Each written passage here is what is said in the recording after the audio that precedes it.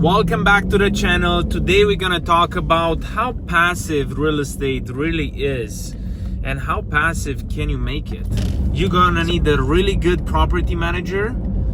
You're gonna need a really good handyman. You're gonna need an electrician. YouTube, I'm back.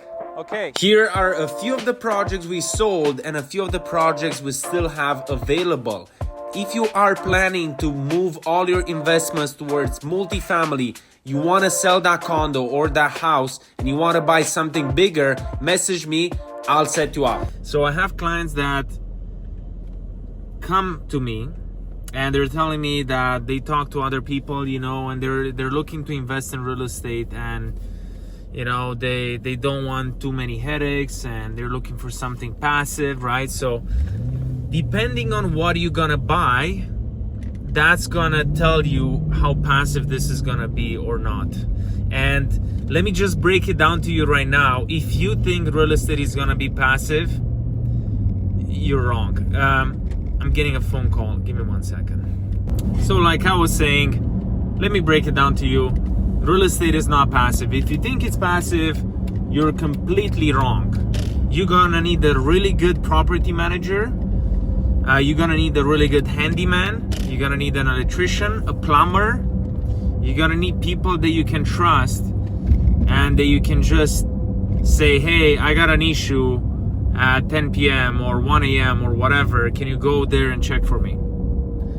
So you wanna make sure you have your team. If you don't have your team, real estate is not that passive. If you think you're gonna go and manage it yourself and it's gonna be easy, done deal, no problem, not really. But you can make it pretty passive depending on what property you're getting. You're getting a newer property, it's gonna be less fixes, right? You're getting an old property, you're gonna have more things to fix up. You're getting in at a lower price, you can increase the value and then you can pull up money, right? Like that's a good strategy that you can use, but don't be surprised when you're gonna have issues coming up.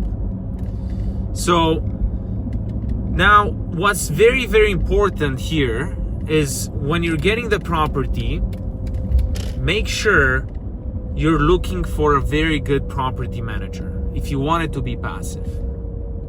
And if you're okay with paying 8 to 10% to the property manager. If you're not okay with that, then you have to set aside and you have to think about this. You're gonna have to be involved in this business. If you're not involved, the building is gonna deteriorate. The tenants are not gonna be happy. You're gonna have small issues, but they're gonna be going on for a long time. Those issues over time, they're gonna turn into bigger issues, right? So you wanna make sure that if you are gonna be watching it, you're getting a property that you live close to. So you want a property that's in the same city at least, if not in the same neighborhood. And you want something that's not gonna create too much headache for you, right?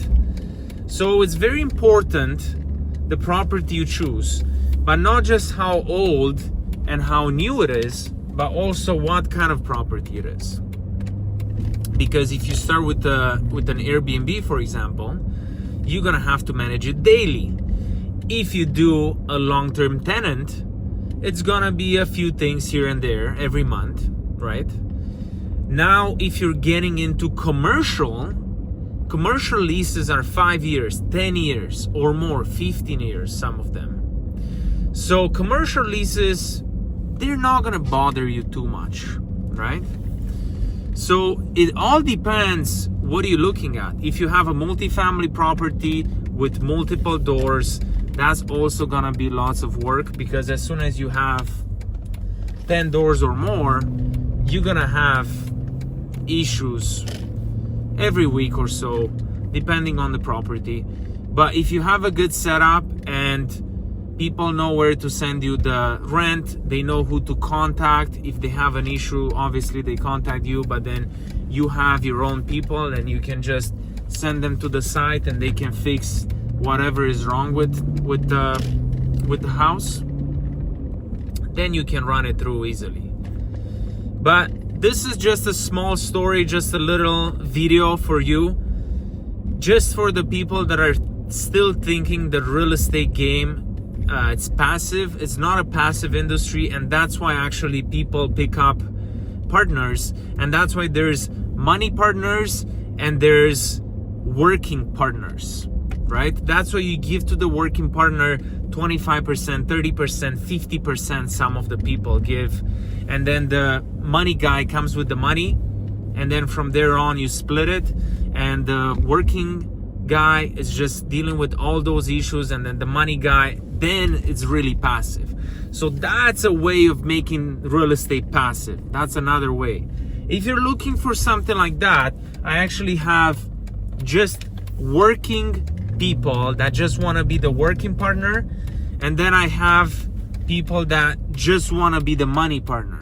So if you want to be either or, let me know, and maybe I can find you a property that already has a partner for you, and you can work it out. You can already get into the property and you can be the working partner.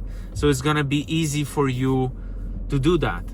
And somebody else is gonna provide you with a down payment. So with that, thank you so much for watching. I'm just getting another call here actually, and I pulled up into a meeting here. Keep in mind, real estate can be passive, but you gotta structure it the right way. If you're looking for tips on how to structure it, let me know below in the comments. And I'm just actually creating a course right now for investors, specifically for investors, and I'm creating another course specifically for MLI Select buyers and builders for the future if you're looking to build.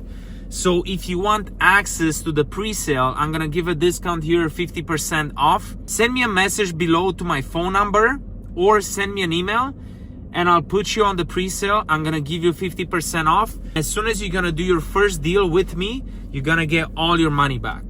So that course is no brainer. So with that, thank you so much for watching. I'll see you guys next time.